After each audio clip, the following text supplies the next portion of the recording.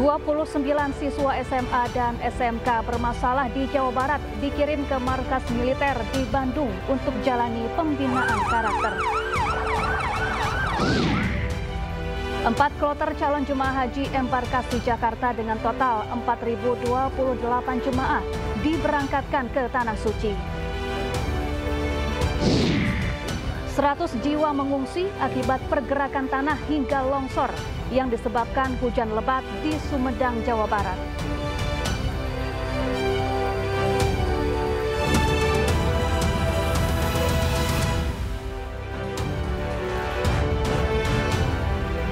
Halo, selamat siang pemirsa. Apa kabar Anda hari ini? Senang sekali saya Syafaati Suryo kembali hadir menemani Anda dalam iNews Siang. Selain 3 berita utama tadi, iNews Siang juga akan menyuguhkan beragam informasi penting lainnya. iNews Siang hari ini kami awali dari Makassar, Sulawesi Selatan, di mana pemirsa polisi meringkus pelaku pembakaran rumah yang menyebabkan sang nenek meninggal dunia. Pelaku kesal karena orang tuanya kembali menikah. Dulu Rizal, baru aja ini kebakaran. Ini Pak, kebakaran. Kalau mau menuju terowongan, dari flyover menuju terowongan. Api melalap 2 rumah dan warung di Jalan Barawaja, Kecamatan Panakukang, Kota Makassar, Minggu dini hari. Bangunan dibakar oleh anak salah satu pemilik rumah.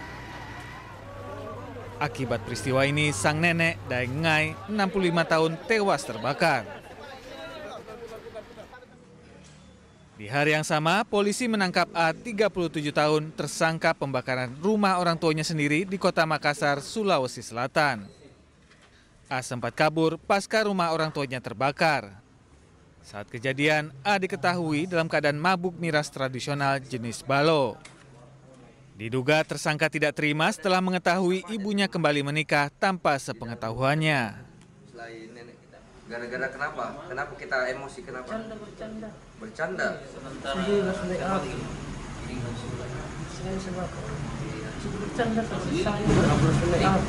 Kau minum sebelumnya? Iya. Oh, karena mabuk? Tidak. Kau minum tidak mabuk? Iya, Pak. Karena Berapa banyak minumnya? Berapa? 1, Pak. Satu apa? Satu apa? 1 jam kau minum Jadi balo? sebagai apa? 5 5 liter. Banyak itu, 5 liter. Awalnya kami menduga itu kasus ketidaksengajaan. Namun kami dapatkan informasi adanya unsur kesengajaan dan kami lakukan penyelidikan langsung. Dan kami lakukan pencarian terhadap pelaku pembakaran tersebut. Kurang lebih setengah jam kami dapati pelaku berinisial A yang sempat melarikan diri setelah melakukan pembakaran rumah korban. Tersangka dijerat pasal 338 KUHP tentang pembunuhan dengan ancaman hukuman maksimal 15 tahun penjara. Dari Makassar, Sulawesi Selatan, Muhammad Nurbone, iNews melaporkan. Pemirsa, petugas gabungan berhasil mengevakuasi jenazah seorang pelajar asal Jember yang jatuh di Gunung Saeng, Bondowoso. Petugas mengevakuasi jenazah secara estafet menggunakan alat khusus Tactical Ascender.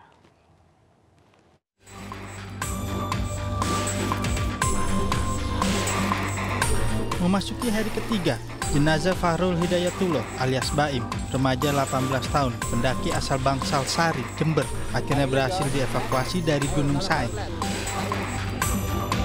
Jenazah korban berhasil diangkat dari jurang sedalam 150 meter setelah memakan waktu hingga 2 jam.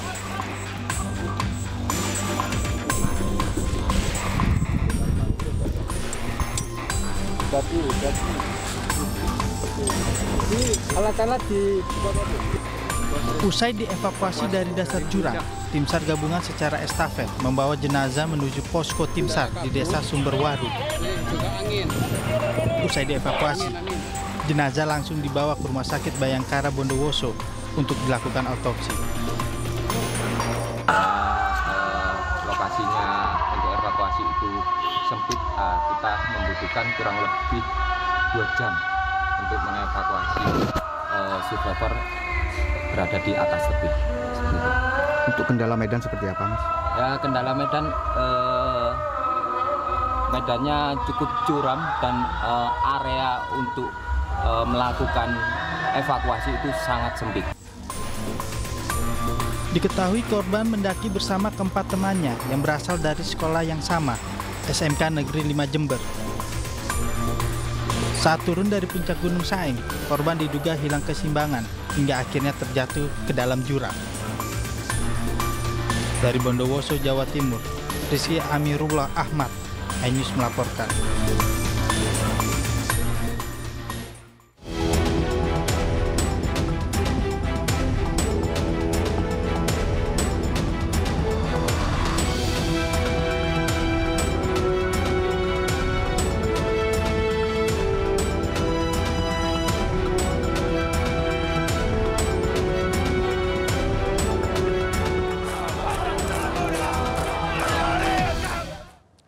Pemirsa, 29 siswa SMA dan SMK bermasalah dari sejumlah daerah di Jawa Barat dikirim ke markas TNI di Kabupaten Bandung, Jawa Barat.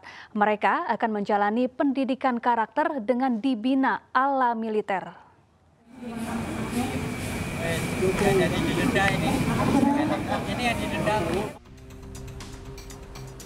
Setelah melalui proses pemeriksaan kesehatan, 29 siswa SMA dan SMK dari Purwakarta, Subang, dan Karawang diberangkatkan ke Rindam 3 Siliwangi di Bandung, Jawa Barat. Pelepasan dilakukan Bupati Purwakarta dan orang tua masing-masing siswa.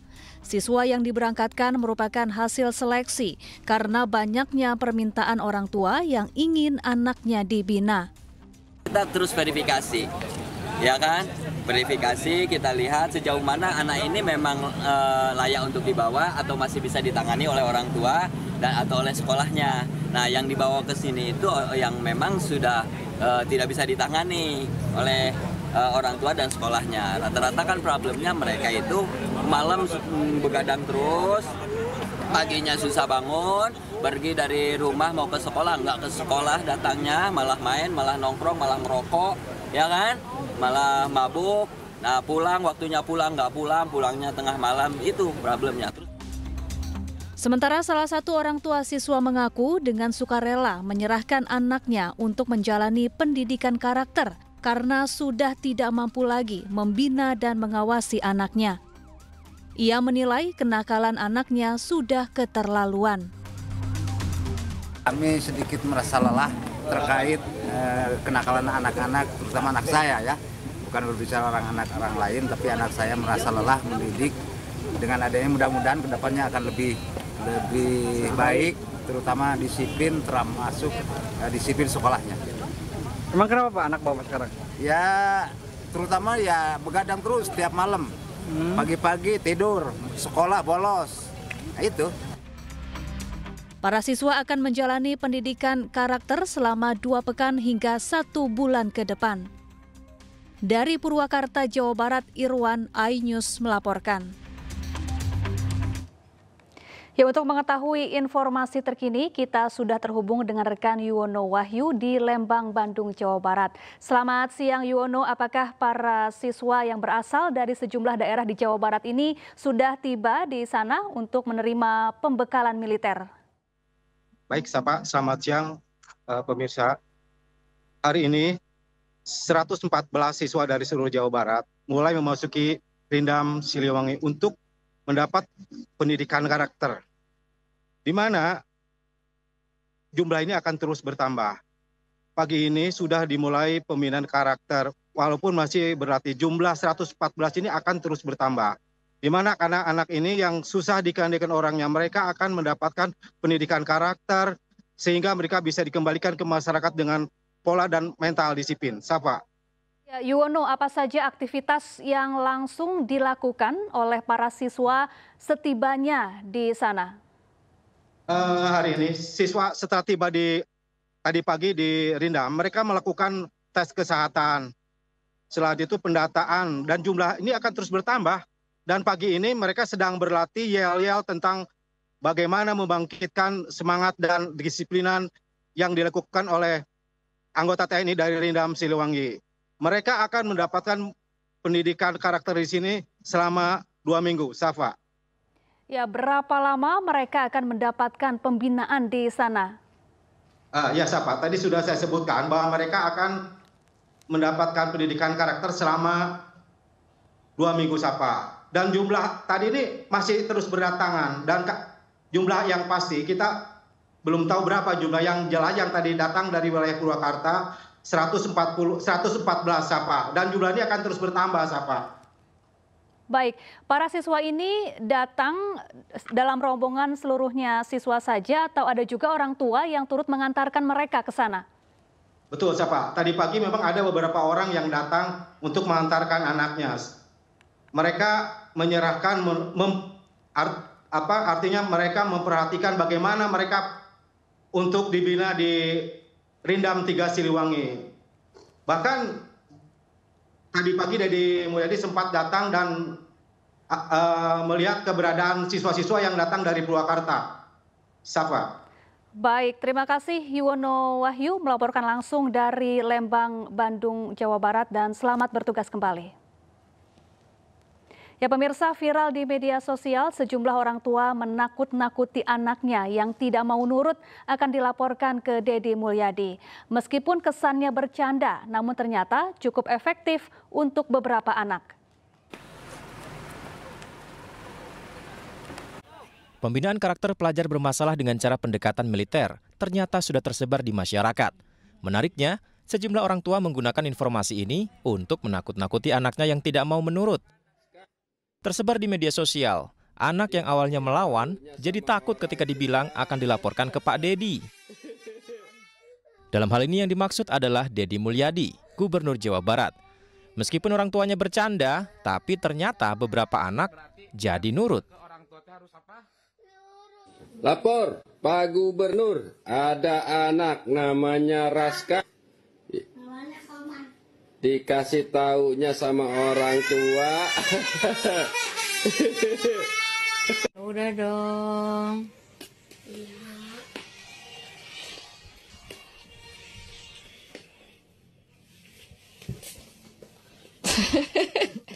Pak Deddy, alhamdulillah nih anak Saleh Ramadan nurut banget. Kalau nggak nurut, cek Pak Deddy naon? Bikin kasar.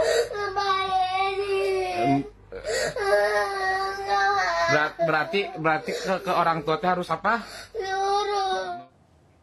Pemirsa, seorang ibu bersama 2 temannya menemui Gubernur Jawa Barat Deddy Mulyadi di Barak Militer Purwakarta, Jawa Barat. Ibu tersebut berharap anak-anaknya bisa mengikuti pendidikan berkarakter yang digagas oleh Deddy Mulyadi.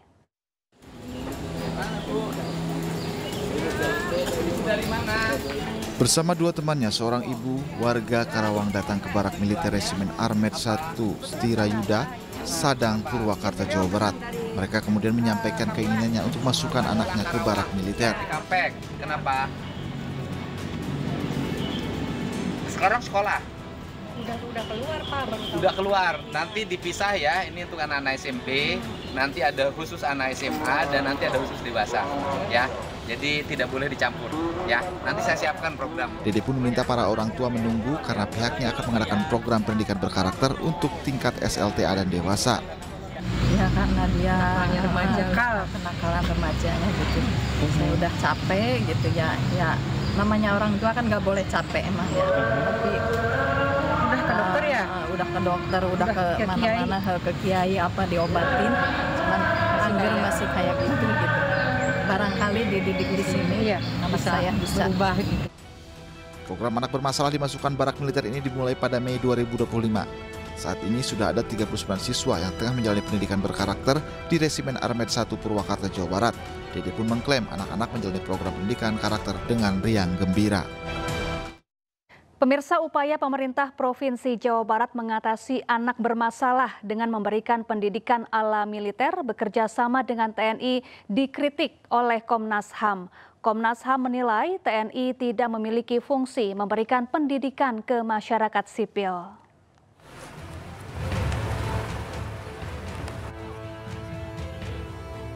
Menggunakan pendidikan militer untuk anak-anak yang dikategorikan bermasalah dikritisi oleh Komnas HAM.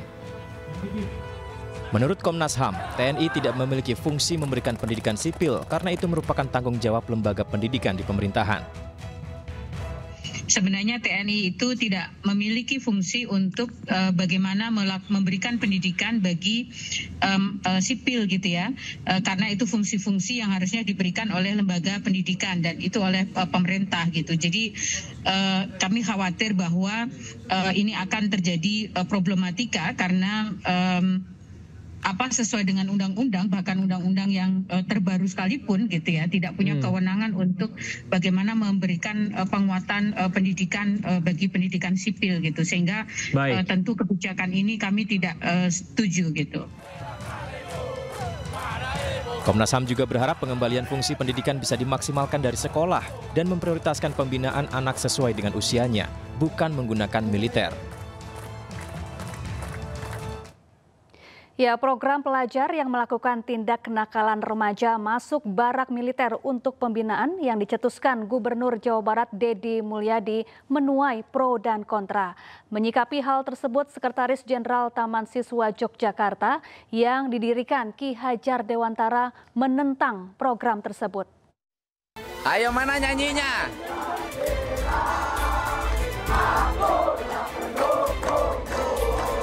Kebijakan Gubernur Jawa Barat Deddy Mulyadi yang memindahkan proses pembelajaran sekolah ke barak militer bagi pelajar yang gemar melakukan kenakalan remaja menuai pro dan kontra sebagian masyarakat.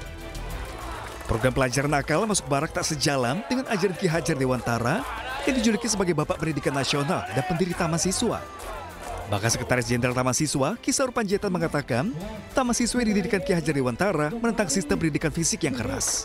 Taman Siswa tidak dalam posisi itu.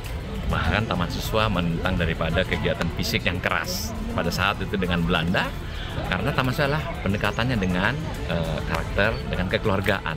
Anak-anak itu ditarik dengan baik, didapati karena sesungguhnya anak itu memang unik. Anak itu punya kodrat alamnya, sehingga kita bagaimana seorang pamong sebagai guru bisa ngomong anak itu ngelihat sebenarnya ada masalah apa. Ayo diajak dengan baik. Karena memang benar-benar Ki Hajar itu menyampaikan kepada kita, ini menjadi keluarga, kita sentuh hatinya, jiwanya, dan karakter itu harus dinomor-satukan. Jadi kita tidak dalam posisi untuk bagaimana untuk posisi yang tadi disampaikan di Jawa Barat, kita tidak kurang sesuai dengan ajaran Ki Hajar Dewantara. Sebelumnya kebijakan pembinaan pelajar nakal dimasukkan dalam barak militer sedang marak dibicarakan masyarakat. Program ini digalakkan Gubernur Jawa Barat Deddy Mulyadi untuk menangani siswa bermasalah. Dari daerah istimewa Yogyakarta, Gali Wisma, iNews melaporkan.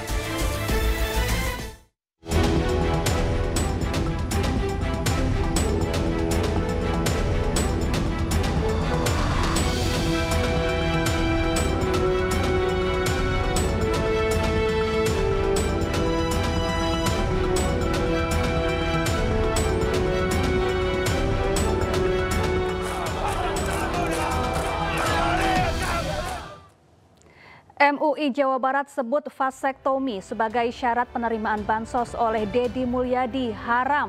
Selengkapnya sesaat lagi, tetaplah di iNews Siang.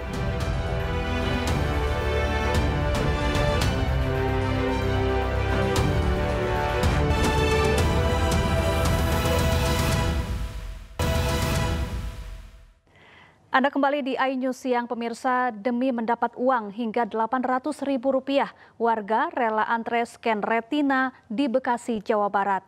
Mirisnya, demi mendapat uang, warga justru tak tahu apa tujuan dan potensi bahaya yang dihasilkan dari prosedur scan retina yang mereka ikuti.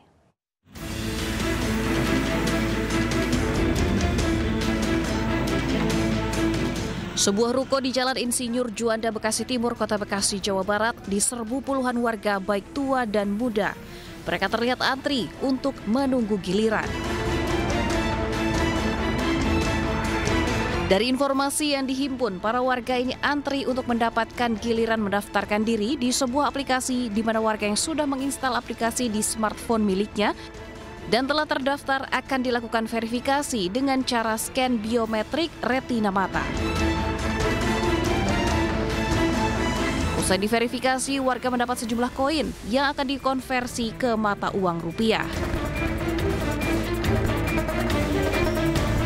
Sejumlah warga merasa tertarik karena bisa mendapatkan uang sebesar Rp800.000. Mirisnya, mereka bahkan belum memahami untuk apa ke depannya aplikasi ini. Mengidentifikasi dari mata itu, dari apa namanya? Oh, dari mata lewat alat lah gitu ya. Oh, terus langsung dapat duit? Iya.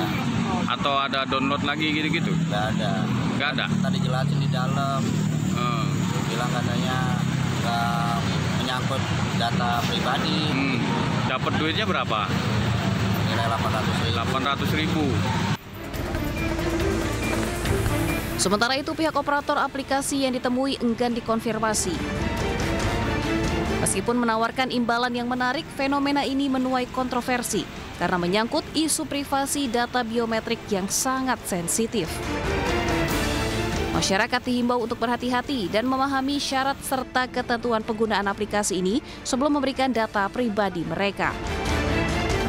Dari Bekasi, Jawa Barat, Rahmat Hidayat, iNews melaporkan. Pemirsa, vasektomi yang menjadi syarat penerimaan bansos oleh Gubernur Jawa Barat dianggap haram oleh MUI Jawa Barat. Dedi menyebutkan program itu adalah program kementerian dan bisa dibuka jika diinginkan.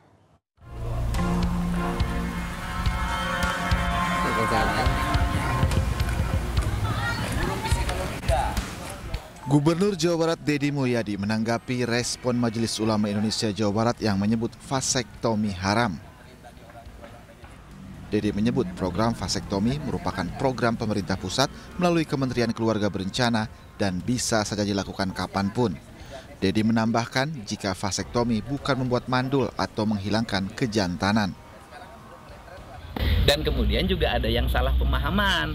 Ada secara umum vasektomi seolah-olah laki-laki kehilangan daya kelaki-lakiannya, itu salah. Gitu loh. Pemahaman yang salah. Nah, makanya Menteri Kependudukan dan Keluarga Berencana harus jajarannya mensosialisasikan pada masyarakat. Sebelumnya MUI Jawa Barat menyebutkan jika program vasektomi sebagai syarat untuk menerima bansos adalah haram. Hal ini telah tercantum dalam fatwa MUI sejak tahun 1979. Vasektomi diperbolehkan jika tidak menyalahi syariat, tidak menimbulkan kemandulan permanen, mendapat jaminan rekanalisasi, tidak menimbulkan mudarat, serta tidak dijadikan program kontrasepsi unggulan. Hukum vasektomi itu adalah haram, ya, haram.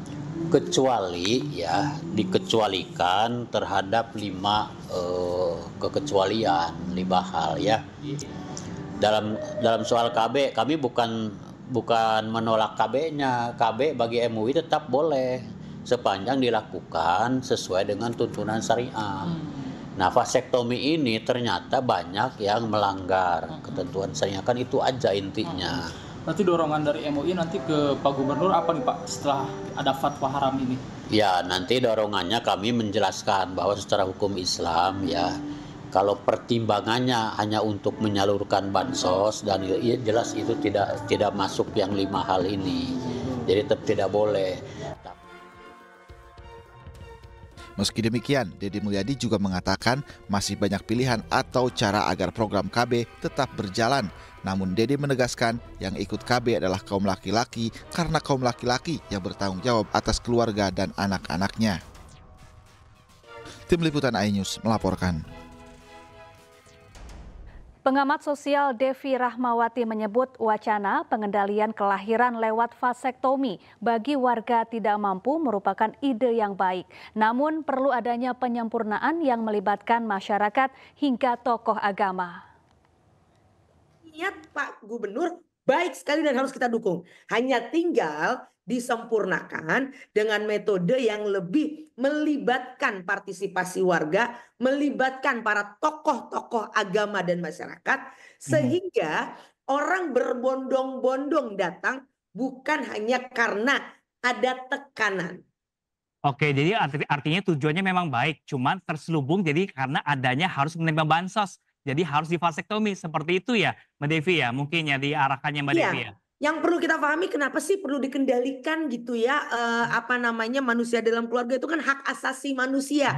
Pertama, kalau data gitu ya dari PBB maupun data dari Indonesia sendiri, kalau sebuah keluarga itu punya 4 anak gitu ya. Kita minimal paling sederhana penghasilannya harus 10 juta. Kalau mau pendidikannya baik, kesehatannya terjamin, jelas urusan lapar sudah teratasi. Bayangkan.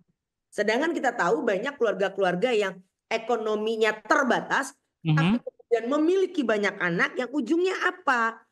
Mudah terjebak hutang. Itu data. Kita beralih ke informasi lain pemirsa, sejumlah purnawirawan TNI Polri menyatakan sikap mendukung pemerintahan Prabowo Subianto. Dalam pernyataan sikap tersebut dihadiri oleh Jenderal Purnawirawan Wiranto dan Jenderal Purnawirawan Agung Gumelar. Pernyataan sikap bersama Bupati. Sejumlah purnawirawan TNI Polri menggelar pertemuan di kawasan Jakarta Selatan. Dalam pertemuan yang dihadiri oleh Jenderal TNI Purnawirawan Wiranto dan Jenderal TNI Purnawirawan Agung Gumelar menyampaikan sejumlah pernyataan sikap. Di antaranya mendukung pemerintahan Prabowo Subianto. Pernyataan sikap disampaikan PLT Ketua Umum Persatuan Purnawirawan TNI Angkatan Darat atau PPAD, Majen TNI Purnawirawan Komarudin Simanjuntak. Purnawirawan TNI Polri mendukung sepenuhnya program pemerintah sesuai dengan Asta Cita. 5. Purnawirawan TNI Polri mengajak semua lapisan masyarakat untuk bersama-sama mendukung kelancaran pembangunan nasional. Sebelumnya, Forum Purnawirawan Prajurit TNI menyampaikan pernyataan sikap berupa 8 tuntutan, mulai dari kembali ke Undang-Undang Dasar 1945 hingga mengevaluasi Wakil Presiden Gibran Rakabuming Raka. Pernyataan tersebut ditandatangani oleh para mantan petinggi TNI, mulai dari Jenderal Purnawirawan Fahru Rozi hingga Wakil Presiden ke-6 RI Jenderal TNI Purnawirawan Tri Sutrisno. Dari Jakarta, Sofyan Firdaus, iNews melaporkan. Panglima TNI Jenderal Agus Subianto membatalkan keputusan mutasi Letjen Kunto Arif Wibowo. Namun hanya sehari mutasi diterbitkan, keputusan tiba-tiba dibatalkan.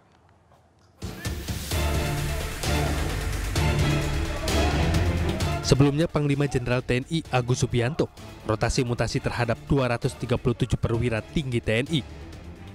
Letjen Kunto masih memegang jabatan Pangkogap Wilhan I. Dia pun batal digeser menjadi staf khusus Kasat. Kepala Pusat Penerangan TNI Brigjen Kristo Mesianturi mengungkapkan alasan pembatalan mutasi Letjen Kunto dan 6 pati TNI lainnya.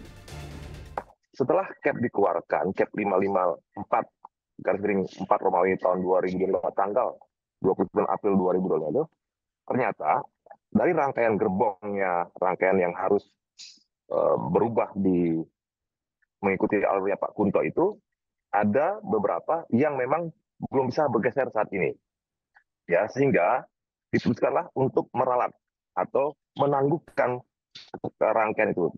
Dan dikeluarkanlah Kep 554A dari 4 Romawi 2025 tanggal 30 April dengan rangkaian yang lainnya. Jadi kan sidang Majelis itu kan biasanya bersidang itu untuk 3 bulan ke depan. Jadi ada rangkaian-rangkaian yang sudah disiapkan yang memang harus ada yang pensiun, ada yang harus bergeser. Nah, nanti apabila sudah mendekati harinya, akan kita konfirmasi lagi siapa-siapa yang memang harus bisa bergeser. Nah, itu jadi perubahan ralat ini hanya untuk mengakomodir adanya beberapa pati dalam rangkaian Pak Letjen Kunto itu belum bisa bergeser karena memang ada tugas-tugas yang masih harus diselesaikan oleh mereka dihadapkan dengan perkembangan situasi saat ini. Sebelumnya sejumlah pihak mengaitkan mutasi Letjen Kunto dengan aktivitas ayahnya Tri Sutrisno, Wakil Presiden ke-6 periode 1993 hingga 1998, bersama Forum Purnawirawan TNI Polri agar mengevaluasi Wakil Presiden RI Gibran Rakabuming Raka. Forum Purnawirawan Prajurit TNI ini yang dipimpin Jenderal Purnawirawan TNI ini menyampaikan pernyataan sikap berupa 8 tuntutan, mulai dari kembali Undang-Undang Dasar 45 sebagai tata hukum politik pemerintahan. Kedua, mendukung Asta Cita atau program kerja Kabinet Merah Putih, kemudian mereshuffle Kabinet Merah Putih yang diduga terlibat korupsi hingga mengevaluasi Wakil Presiden Rakabuming Raka. Tim Liputan iNews melaporkan.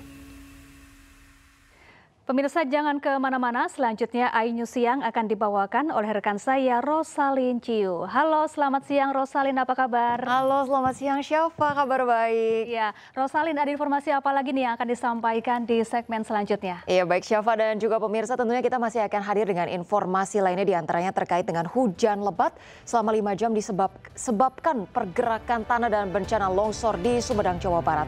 Jangan kemana-mana pemirsa, informasi yang kami hadirkan usai jeda berikut ini.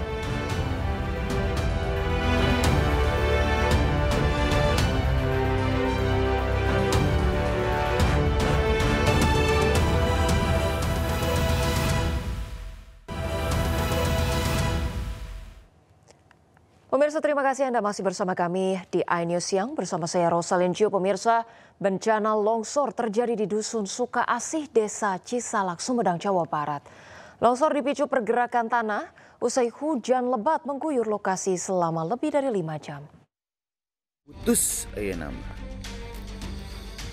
antara Cisalak yang marah saat itu lewati Mantosan parah. Ya Allah, ya Robi. Pergerakan tanah hingga longsor memutus jalan kabupaten di Dusun Suka Asih, Desa Cisalak, Sumedang, Jawa Barat. Longsor diduga terjadi karena tanah di sekitar lokasi tak mampu menahan tingginya debit air usai hujan lebat mengguyur selama lebih dari 5 jam. Pemerintah Kabupaten Sumedang pun menetapkan status tanggap darurat bencana selama 7 hari. Petugas juga melokalisir lokasi dan mengevakuasi warga untuk menghindari longsor susulan. Sedikitnya 100 jiwa dari 20 keluarga mengungsi ke Gor Desa Cisalak. Kita selamatkan nyawa dulu, jiwa dulu yang kemungkinan terdampak, yang potensi terdampak ini yang rumah di bawah, rumah di atas, di pinggir kiri kanannya kita evakuasi sekarang ke Gor desa, evakuasi. Kemudian yang di atasnya pun kalau hujan besar pokoknya tidak boleh ada yang mendiami rumah. Jadi kita akan terus menginformasikan kondisi cuaca dari BMKG sehingga nanti Bu Kades dengan RT RW, Babinsa, Babinmas memastikan di sekitar yang rawan longsor ini di rumah-rumah yang ada tidak dihuni. Selain itu, pemerintah Kabupaten Sumedang hingga kini masih menunggu hasil kajian Badan Geologi untuk menangani kasus pergerakan tanah di lokasi secara menyeluruh. Dari Sumedang, Jawa Barat, Beben HVA, iNews melaporkan. Iya, pemirsa, kita ke informasi berikutnya. Tekanan darah tinggi dialami warga yang mengungsi akibat rumahnya terdampak longsor di Desa Cisalak, Kabupaten Sumedang, Jawa Barat. Salah seorang warga bahkan tak kuasa menahan tangis lantaran rumah yang baru saja didapat dari program bantuan pemerintah terancam tak bisa ditinggali lagi. Warga terdampak pergerakan tanah di Sumedang, Jawa Barat masih memilih tinggal di posko pengungsian Senin pagi. Pemkab Sumedang juga melakukan pemeriksaan kesehatan para pengungsi dan hasilnya para pengungsi mengalami tekanan darah tinggi. Mereka mengaku masih trauma atas musibah yang membahayakan nyawa tersebut. Sementara salah seorang pengungsi bahkan tak kuat menahan tangis lantaran rumah hasil bantuan dari pemerintah yang belum lama ditinggali justru terancam longsor. Data hari ini dari BPBD Sumedang, ada 61 jiwa yang mengungsi akibat pergerakan tanah di Suka Asih. Dari jumlah tersebut, 2 diantaranya bayi, 3 balita, serta 5 lansia. Gosok lagi Pak, gosok lagi. Yo kan itu Pak, rumah pemberian. Dari pemerintah itu rumah ya pengen punya rumah dikasih apa si ibu, jadi belum pas pakainya Pak. Ya, saya sedih gitu. Dan pemirsa, untuk mengetahui situasi terkini kita sudah terhubung dengan rekan Beben di Desa Cisalak, Sumedang, Jawa Barat. Baik, selamat siang Beben, bagaimana situasi terkini di sana? Bagaimana situasi warga dan bantuan yang warga sudah terima hingga saat ini?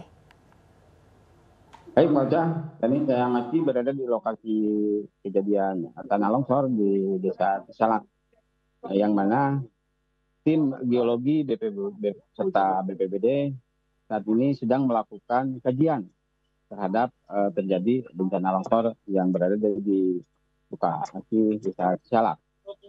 Nah, untuk sementara bantuan sudah mengalir berada di posko Desa Gor Cisalak. Nah, untuk sementara di sini kami masih berada sama tim dari geologi Unpad. Nah, dari BPBD juga hadir, dari geologi juga hadir. Mereka sedang melakukan pengkajian di lokasi kejadian. Oke. Baik, Beben, dapatkah Anda melaporkan bagaimana juga warga kemudian melakukan relokasi kemana dan kondisi rumah dari warga sendiri saat ini seperti apa, Beben? Kalau kondisinya seperti ini, warga bahkan masih sebagian warga masih ada di lokasi untuk mengamankan barang-barang berharga untuk dievakuasi ke tempat lokasi lebih aman. Nah, sementara kondisi rumah yang rusak parah cukup memprihatinkan, dan dari pihak pemerintah ini rencananya akan segera direlokasi karena situasi di sini sangat rawan terjadi longsor susulan. Mungkin ada. Baik, Beben, dapatkah Anda memberikan informasi, mungkin adakah pihak-pihak yang dapat Anda tanyai keterangannya di sekitar Anda, Beben? Baik, ini saya sudah berada sama Pak Ivan Sepian dari geologi Unpad.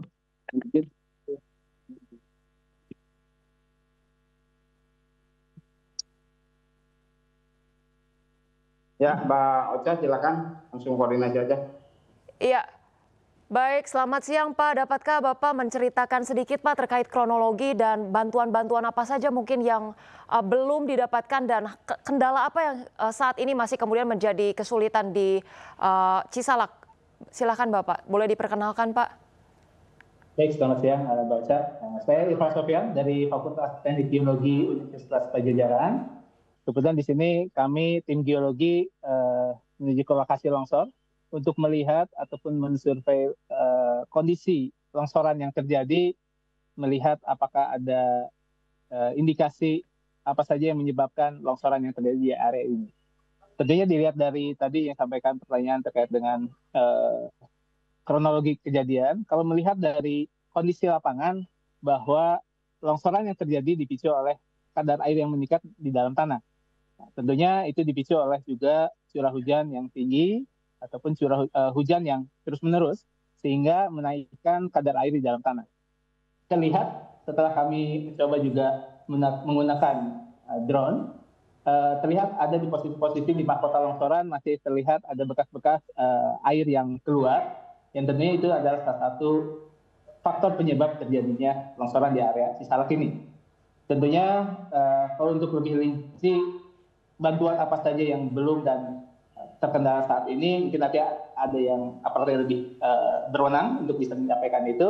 Tetapi kalau melihat warga sudah ada yang mengungsi dan sudah ditampung di balai desa, kemudian beberapa melihat kondisi rumah yang ada di sekitar ini memang ada yang terdampak dikarenakan memang di area dekat area longsoran dan terlihat masih ada indikasi pergerakan di beberapa lokasi bangunan yang dekat dengan longsor tersebut.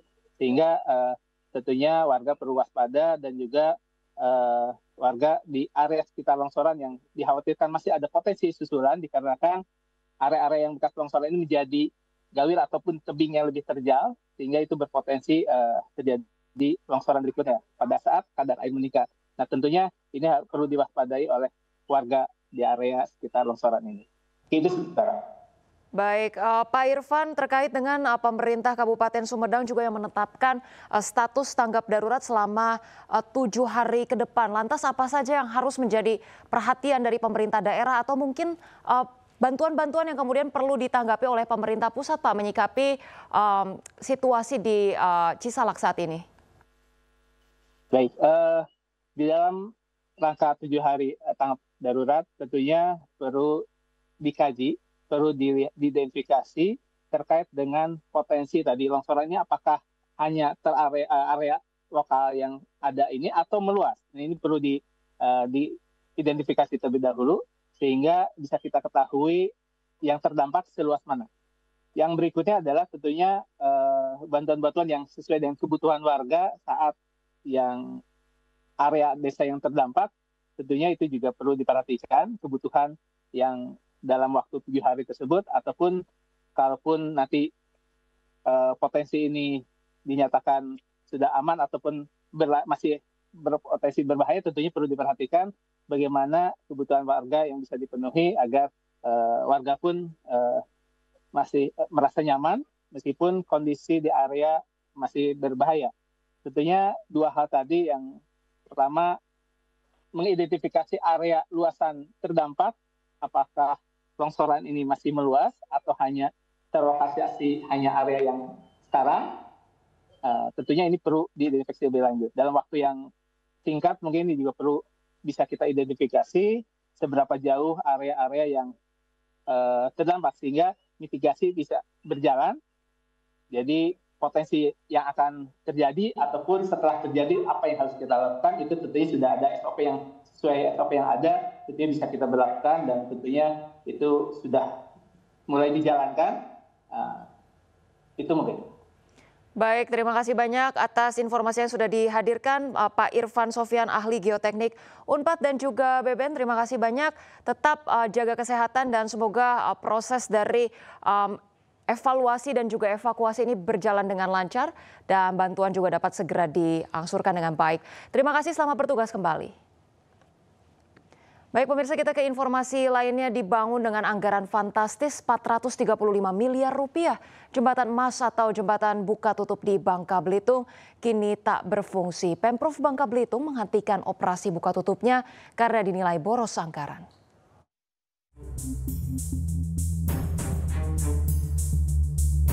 Jembatan emas Provinsi Bangka Belitung yang dibangun dengan anggaran 435 miliar rupiah kini tidak bisa dilintasi kendaraan penghubung 2 kabupaten kota. Pemprov Bangka Belitung menghentikan operasi buka tutup jembatan guna efisiensi anggaran. Sebab untuk menjalankan sistem buka tutup jembatan menelan anggaran mencapai 1,6 miliar rupiah untuk bahan bakar. Selain itu dikhawatirkan menghambat keluar masuknya kapal pembawa sembako ke pelabuhan. Sebab jika buka tutup tidak berfungsi, maka kapal barang berukuran besar tidak akan bisa lewat. Jadi kata Pasar Bangka ngecil bala, buka dulu lah. Orang ngomong gubernur gila lah istilahnya. Risiko tinggi bagi saya takut. Nah, jadi jembatan ini mungkin harus ada solusinya. Bagaimana jembatan ini tidak mungkin lagi kita tutup. Karena biayanya 1,6 M setahun. Hanya ngangkat itu doang. Belum karyawannya. Jadi saya putuskan kepada rakyat Pangkal Pinang dan sekitarnya, muterlah jalan dulu ke tempat lain. Kita utamakan dulu. Tapi kita utamakan bagaimana pengerukan ini dalam waktu yang sesingkat-singkatnya selesai. Ada solusinya. Imbas dengan aktifkannya, sehingga jembatan tidak bisa lagi dilalui kendaraan yang sedianya untuk memangkas jarak tempuh 2 wilayah, Kota Pangkal Pinang dan Kabupaten Bangka. Dari Pangkal Pinang, Bangka Belitung, Haryanto, iNews melaporkan. Pemirsa, sebuah ruang kelas sekolah dasar negeri Kledokan, Depok, Sleman roboh. Beruntung tidak ada korban dalam peristiwa tersebut. Sementara 24 siswa kelas 6 hari ini menjalani ujian sekolah di ruangan lain. Hilang, Wes, Bu. Mati.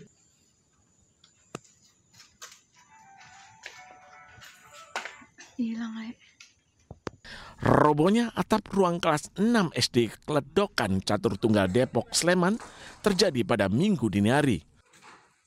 Robohnya atap diduga terjadi akibat lapuk dimakan rayap. Kondisi itu diperparah dengan turunnya hujan dalam beberapa hari terakhir. Beruntung tidak ada korban jiwa dalam peristiwa tersebut. Akibat kejadian itu, 24 siswa kelas 6 terpaksa menjalani ujian sekolah di ruangan kelas 1 dan kelas 2. Untuk sementara itu kemarin pas kami turunkan itu karena dilapuk dimakan rayap, kemudian sebelumnya juga ada hujan deras, nah mungkin itu juga mendorong untuk runtuhnya ya. Gitu, Pak. Tapi pas nggak ada siswa ya Bu ya Pak? Nggak ada, jam 12 malam Pak. Sementara itu, Presiden Prabowo Subianto menyoroti kondisi sarana dan prasarana sekolah yang masih memprihatinkan di daerah. Ia mengatakan para kepala daerah agar bertanggung jawab membenahi sekolah di daerahnya. Perbaikan sarana semua sekolah kita harapkan, mungkin sekarang baru bisa 11.000 sekolah, tapi begitu kita bisa dapat penghematan, begitu dapat dana lebih, terus akan kita tambah perbaikan-perbaikan itu. Pemerintah memperkirakan butuh waktu 30 tahun untuk memperbaiki kondisi seluruh sekolah yang rusak di Indonesia. Sebanyak 330.000 sekolah dari berbagai jenjang yang ada di Indonesia, 200.000 diantaranya merupakan sekolah negeri. Dari Sleman, Yogyakarta, Heru Trijoko, iNews melaporkan. Pemirsa, Presiden Prabowo Subianto meresmikan terminal khusus Haji dan Umroh 2F di Bandara Internasional Soekarno-Hatta. Jangan kemana-mana pemirsa, informasi lainnya kami hadirkan usai jeda berikut ini.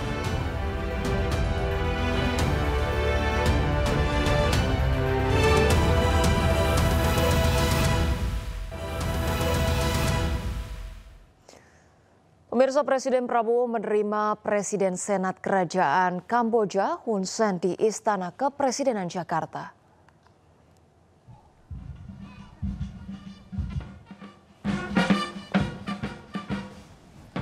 Presiden Senat Kerajaan Kamboja Hun Sen tiba di Istana Kepresidenan pukul 11 waktu Indonesia Barat dan disambut pasukan kehormatan istana. Presiden Prabowo menyambut langsung Presiden Senat Hun Sen di pintu Istana Kepresidenan. Selanjutnya Presiden Prabowo dan Presiden Senat Hun saling memperkenalkan delegasi masing-masing. Mereka lalu masuk ke ruang kredensial untuk mengisi buku tamu dan dilanjutkan dengan pertemuan empat mata antara kedua pemimpin negara. Pertemuan kedua negara ini menjadi momentum penting untuk mempererat dan meningkatkan hubungan bilateral Indonesia dan Kamboja, serta memperkuat kerjasama di berbagai bidang strategis. Dan juga kredensial. Sebelumnya Presiden Prabowo Subianto meresmikan terminal khusus Haji dan Umroh 2F di Bandara Internasional Soekarno-Hatta. Terminal 2F dilaporkan bisa menampung 94 juta kapasitas orang per tahun. Presiden Prabowo didampingi Duta Besar Arab Saudi untuk Indonesia Faisal bin Abdullah Ha'amod, Menteri Agama Nasaruddin Umar, Menko Infrastruktur dan Pembangunan Kewilayahan Agus Harimurti Yudhoyono, Menteri BUMN Erick Thohir, dan Menteri Investasi Hilirisasi Indonesia Rosan Roslani hadir ke Bandara Internasional Soekarno-Hatta, Terminal 2F Minggu siang kemarin. Presiden meresmikan terminal khusus Haji dan Umroh di Terminal 2F. Peresmian ditandai dengan penekanan tombol sirine, pemutaran video, dan penandatanganan prasasti oleh Presiden. Usai acara, Presiden juga menyapa calon jemaah haji dan memastikan semua fasilitas di Terminal 2F dalam kondisi baik dan bisa memberikan pelayanan maksimal ke calon jemaah haji yang akan berangkat ke Madinah. Ini adalah bentuk komitmen kami untuk terus melayani Indonesia sepenuhnya. Kita ke informasi lainnya pemirsa, 4 kloter calon jemaah haji embarkasi Jakarta kembali diberangkatkan ke Tanah Suci pada Minggu kemarin. Total jemaah yang diberangkatkan berjumlah 4.028 jemaah. Keberangkatan ini meliputi calon jemaah haji dari kloter 7 embarkasi Lampung, kloter 8 embarkasi Tangerang, Banten, serta kloter 9 dan kloter 10 embarkasi Jakarta.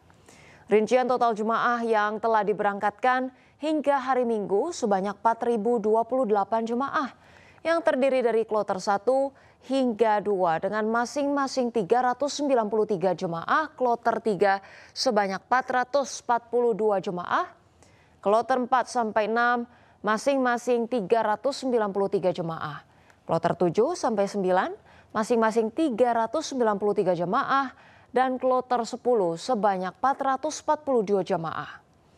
Selain itu, Asrama Haji Pondok Gede Jakarta juga menerima kedatangan 2 kloter calon jemaah haji dari kloter 11 Provinsi Banten yang akan diberangkatkan pada Senin pagi, serta kloter 12 dari Provinsi Lampung yang akan diberangkatkan Senin sore.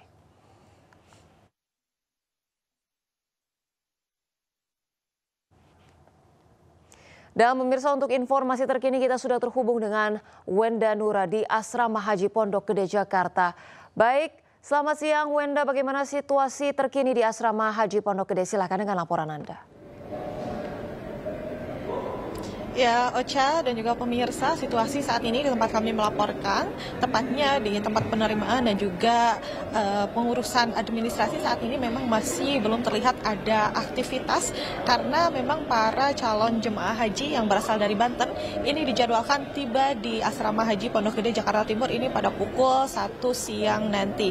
Namun sekitar pukul 12 tadi ini sudah mulai berdatangan para calon jemaah. Kalau kami perhatikan tadi sudah ada 3 bis yang sudah mulai berdatangan, namun karena memang berdasarkan jadwal dijadwalkan ini pukul 1 siang baru akan dimulai rangkaian proses administrasi, penerimaan, cek kesehatan dan lain sebagainya, sehingga di tempat kami melaporkan saat ini masih belum terlihat ada aktivitas penerimaan ataupun administrasi ataupun pengecekan kesehatan dan juga lain sebagainya.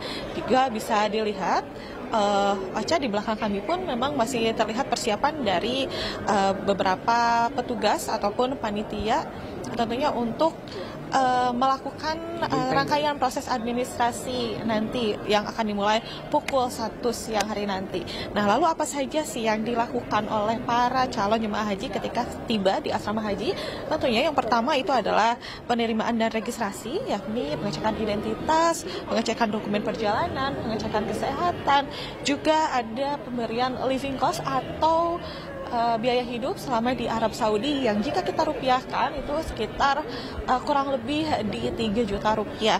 Lalu setelah itu para calon jemaah haji ini setelah pemeriksaan lalu pembekalan manasik haji, lalu setelah itu diarahkan untuk istirahat di kamarnya masing-masing, tentunya untuk menunggu jadwal keberangkatan menuju Soekarno-Hatta dan akan diterbangkan ke Arab Saudi.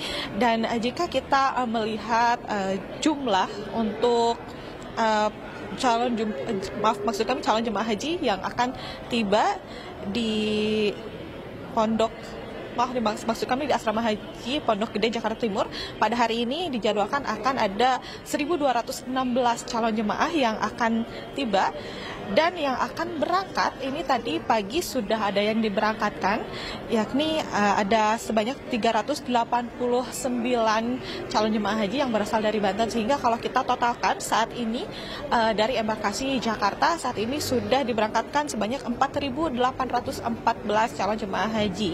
Dan selain itu pada saat ini sudah tersedia layanan fast track, Ocha dan juga pemirsa, sehingga para calon jemaah haji ini sudah bisa menyelesaikan proses imigrasinya di Bandara Soekarno-Hatta, sehingga tidak perlu lagi menyelesaikan proses imigrasi dan mengantri di di bandara di Arab Saudi nantinya. Sementara demikian, Rosalin. Baik, terima kasih atas informasinya Wenda Nura melaporkan langsung dari Pondok Haji. Selamat bertugas kembali.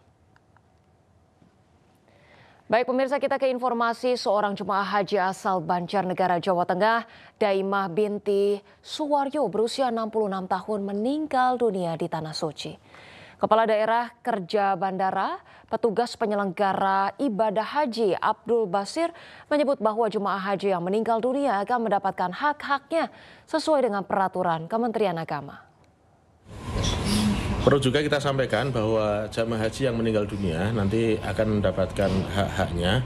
Yang pertama tentu jamaah haji nanti akan dibadal hajikan oleh pemerintah, dan yang kedua nanti akan diberikan asuransi sesuai dengan ketentuan yang telah diatur di Kementerian Agama. Begitu, terima kasih. Pemirsa, seorang gadis menjadi jemaah termuda yang berangkat ibadah haji asal Kabupaten Sukabumi, Jawa Barat. Gadis berusia 21 tahun berhasil berangkat haji tahun ini setelah menabung sejak di bangku sekolah dasar.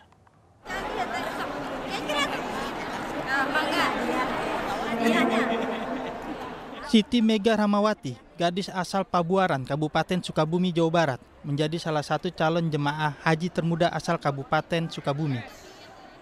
Untuk bisa berangkat haji, dirinya menabung dan mendaftar sejak kelas 4 SD. Ia pun rela menunggu belasan tahun untuk bisa berangkat ke Tanah Suci.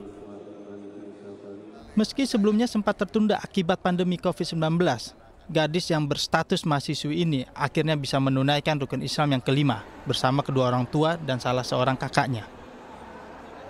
Berapa tahun tuh untuk ngantri? Nggak tahu ya, kurang lebih saya itu daftar tuh di SD kelas 4 ya, waktu mungil-mungilnya gitu. Saya juga mungkin menunggunya agak lama gitu karena diundur terus akibat yang COVID itu ya. Mega dan keluarga masuk ke dalam kelompok terbang 6 embarkasi Bekasi. Total ada 1.621 calon jemaah haji yang akan berangkat dari embarkasi Bekasi tahun ini. Jadi jumlah jemaah yang semuanya 1.621 ya. Kloter yang sekarang baru yang berangkat pertama itu kloter 6 434. Laki-laki 137 dan perempuan 237. Adapun 1.621 calon jemaah haji embarkasi Bekasi akan dibagi ke dalam 4 gelombang keberangkatan menuju Tanah Suci. Dari Sukabumi, Jawa Barat, Budi Setiawan, iNews melaporkan. Pemirsa, siapa sangka seorang pemuda bisa berangkat haji 2025 meski hanya berprofesi sebagai penjual nasi di warung kecil berdinding bambu di Jember, Jawa Timur. Menabung sedikit demi sedikit sejak belasan tahun lalu dengan menyisihkan keuntungan dari berjualan.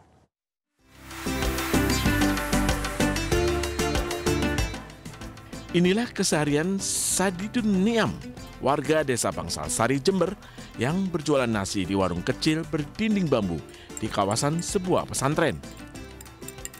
Sadid juga menjual teh hangat dan kopi untuk para santri. Dari hasil jerih payahnya bertahun-tahun ini, pada tahun 2019 ia mendaftar haji. Pada tahun 2025, Sadid dipanggil untuk berangkat haji bersama orang tuanya yang sudah tua dan familinya. Sadid mengaku senang dan bangga karena dapat berhaji tahun 2025 ini. Bahkan karena sudah menjadi cita-citanya sejak kecil, Sadid mengaku kerap bermimpi menjalankan tawaf di Tanah Suci. Alhamdulillah, bertiga sama adik sama ibu gitu. Terus sudah sampai berangkat haji mengumpulkan uang berapa lama? Kalau menabung berapa? Lamanya ya lama, belasan tahun itu. Mulai dari awal buka warung terus sampai sekarang itu dikumpul sampai biar dapat berangkat haji. Jika tidak ada aral melintang, Sadid akan berangkat melalui KBA Asunia Kencong Jember dan berangkat dari embarkasi Surabaya. Dari Jember, Jawa Timur, Bambang Sugerto, iNews melaporkan. Pemirsa, saya Partai Puspadaya Perindo mendampingi korban kasus pencabulan dan sodomi di pondok pesantren dengan menyerahkan barang bukti ke PPA Polda Metro Jaya. Dengan barang bukti tersebut, Puspadaya Perindo mendesak agar pihak kepolisian dapat segera melakukan penyelidikan.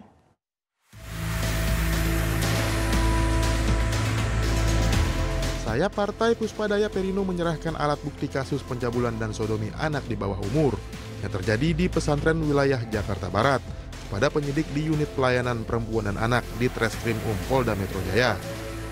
Alat bukti berupa pakaian korban yang digunakan saat kejadian hingga pesan suara diserahkan kepada kepolisian agar segera menyelidiki kasus tersebut.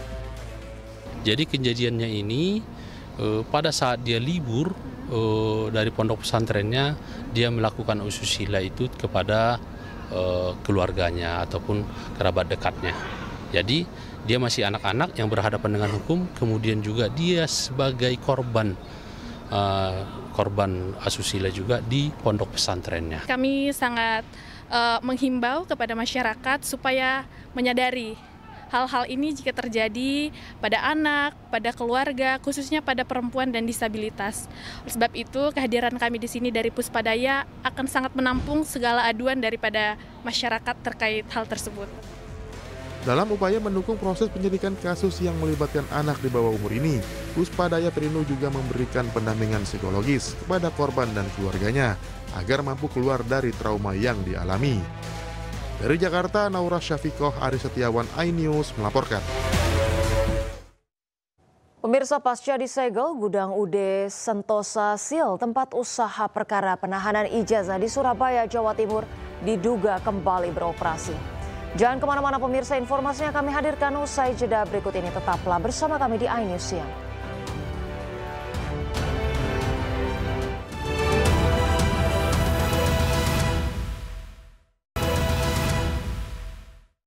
Pemirsa, terima kasih Anda masih bersama kami di iNews Siang.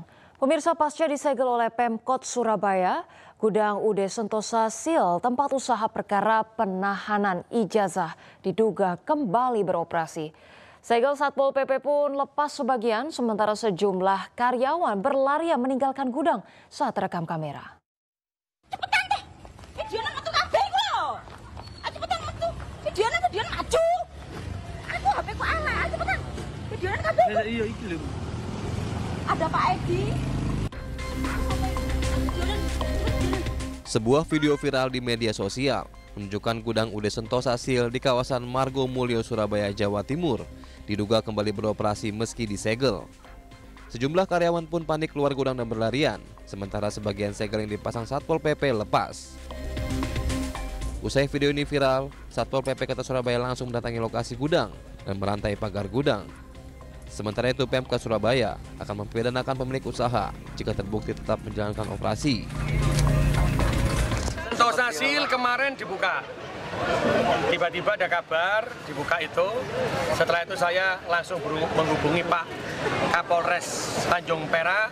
Saat itu juga langsung didatangi oleh Satpol PP, Pak Fisher sendiri yang hadir bersama dengan jajaran kepolisian.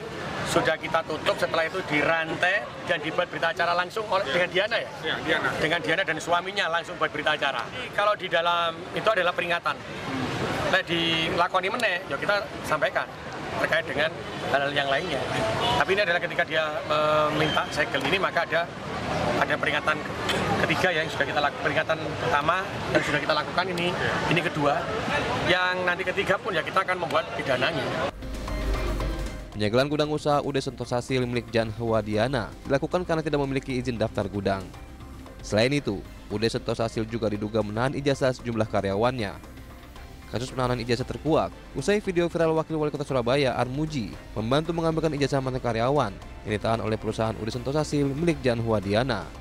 Dari Surabaya, Hari Tambayong, iNews melaporkan.